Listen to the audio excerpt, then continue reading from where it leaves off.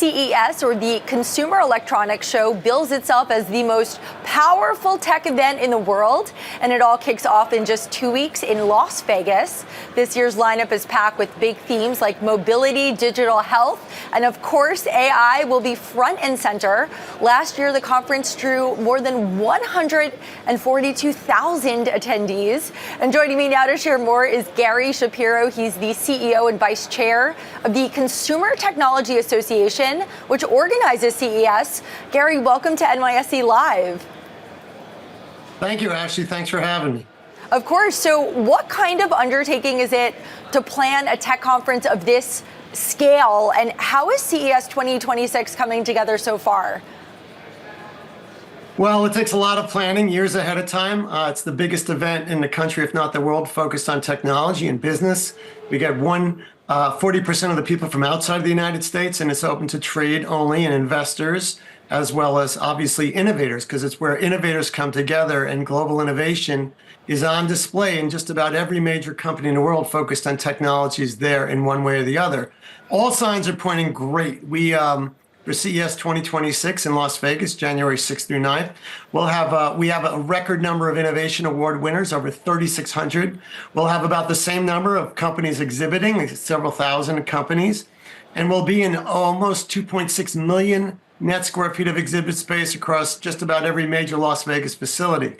And we'll have a couple of hundred of government officials from around the world there as well to see what's going on, including the chairman of the FCC, the FTC, the other agencies in Washington, which are important, and those around the world.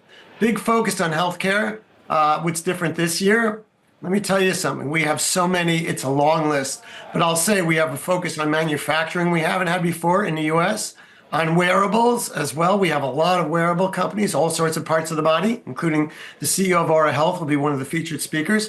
And we have a focus on women's health, because the view we have is health tech is super important, and women's health has not had the same level of focus and investment that it should have, considering all the things that women go through. So also new focus and innovations awards on travel and tourism, supply and logistics, filmmaking and distribution, enterprise tech, and ed tech. So we're pretty excited about what's going on. And of course, AI will be super important. It'll help define the show. And we have a special new area for that in the Fontainebleau. It's called the Foundry, and it has an area for AI and quantum and cybersecurity. And speaking of AI, I understand that the first CES took place in New York City in 1967. How has the conference and tech evolved in the past 58 years? Well, I wasn't at the first one in 1967, but it was about radios and televisions and turntables. So we've gone through several evolutions as we shifted to digital with HD TV and CD and DVDs, and now we're big into streaming. The conference is also has several hotels just focused on chief marketing officers and content creators and providers, and the platforms themselves, because marketing is now about reaching people more easily and directly on different platforms. And it's tough to stay ahead because we've shifted to streaming. We've shifted to so many other ways of getting our information and entertainment. And of course, we focus now into health technology, where devices are helping deal with the fact that we have a shortage of healthcare professionals and doctors, and these sensing devices in every cell phone basically have allowed really creative innovators to come up with all sorts of different ways of measuring bodily functions, to keep out of hospitals, to do telehealth, and to basically save money and time and going back and forth from the doctor and hospital and healthcare. And of course, as transportation has totally changed. That wasn't there in 1967.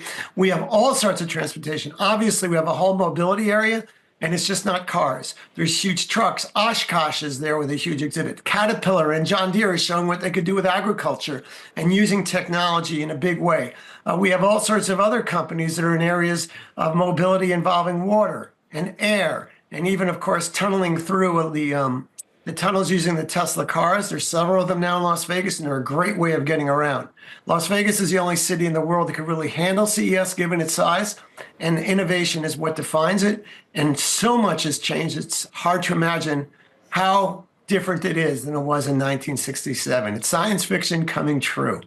And Gary, for you personally, what are you most excited to check out at CES 2026? You know, we have all sorts of great speakers and keynoters. For the second time, we're using the Sphere We have the CEO of Lenovo, who will have a lot of CEOs from other major companies, including AMD and NVIDIA, showing up and speaking. Also, the CEO of AMD, Lisa Su, will be keynoting separately, the first keynote of the show, the night before the show begins. But we have others as well that are very important. The CEO of Caterpillar, McKinsey and General Catalyst are doing an all-in interview, a very big podcast taping for the tech world. And we'll have the head of Vivendi speaking as well as Dr. Roland Bush of Siemens will be the opening keynoter, talking about what Siemens is doing with digital twins and with so many other things to follow. We'll have 1,200 different speakers. A lot of it will be streamed, but of course, there's nothing like being there with that 5-sense experience to see what's hot and what's not. One of the new aspects of the show, though, is actually an investor partnership program where we have a huge number of investors, several thousand, and the investment committee is seeing value in being there at the center of global innovation.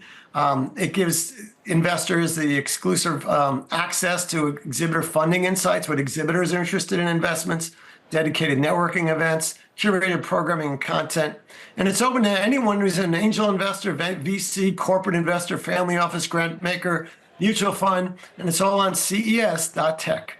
All right, Gary, I will also be there on the ground bringing NYSE TV viewers the latest, and I look forward to meeting you there.